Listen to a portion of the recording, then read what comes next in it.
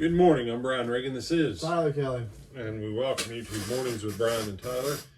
Today we are in 2 Kings chapter 7, verses 3 through 11. Tyler?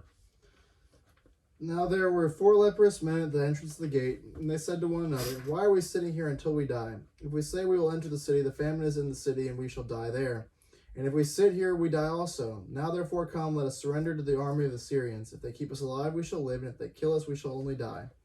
And they rose at twilight to go to the camp of the Syrians, and when they had come to the outskirts of the Syrian camp, to their surprise no one was there.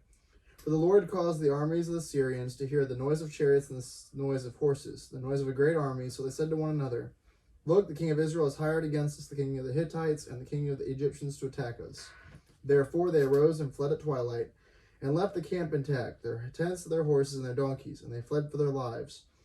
And when these lepers came to the outskirts of the camp, they went into one tent and ate and drank, and carried from it silver and gold and clothing, and went and hid them. Then they came back and entered another tent, and carried some from there also, and went and hid it. Then they said to one another, "We are not doing right. This day is a day of good news, and we remain silent.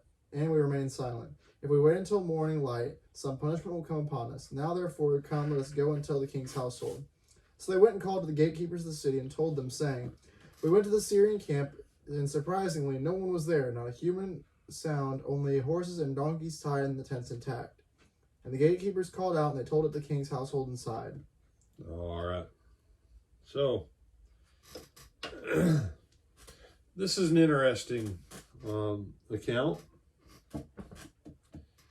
Lepers. What was their general situation in society, Tyler? Complete outcasts. Complete outcast, yeah. Had they gone into the city where there was famine, it's not like anybody would have, come near them in the first place. Mm-hmm. Had they gone to the Syrians, the Arameans, what would they have done? They might have let them in, but they might have also, put them to death. Hence these guys, we'll go over here, we'll probably die. We'll go over here, we might die. Over here, might die is still a better option.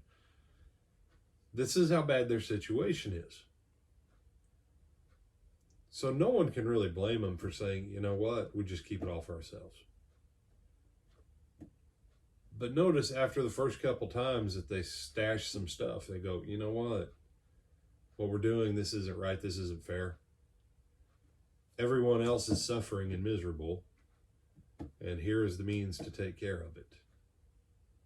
Let's go on ahead and let everybody know. And you say, well, they did it because they were afraid they might get punished. Yeah, so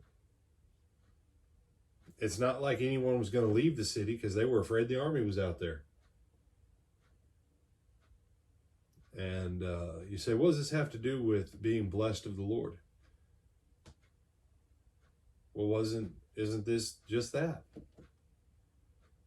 Some guys had access, and they were the only ones with total knowledge, and they had the ability to shut off people who most likely had not been uber nice to them.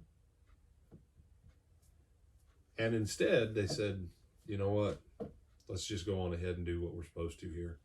Let's go tell them there's all this stuff out here. There's no need for any more famine or anything else. Enjoy your blessings when they come to you.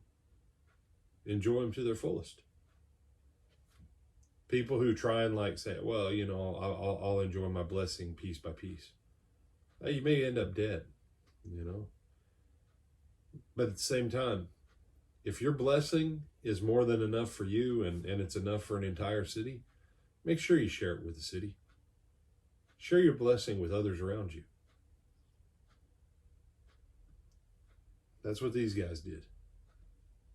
They could have kept all of it for themselves until they had nothing left that they could hide anymore or carry, and until they were also full of food that, they wouldn't have needed to eat for 2 days. But they chose to bless. And maybe you're one of those that you've been treated like an outcast. Take the opportunity, take the chance. Be a blessing to others and see if blessing doesn't come back on you. Some other thoughts, my brother? No, sir. All right, with Adam Brian Reagan, this is Tyler Kelly. We bid you good morning, Lord willing. We'll see him when, Tyler? 7 o'clock this evening at the Lake Butler Church of Christ in Lake Butler, Florida, for finishing our study on 1 Peter. Yep. Until then. Have a good one.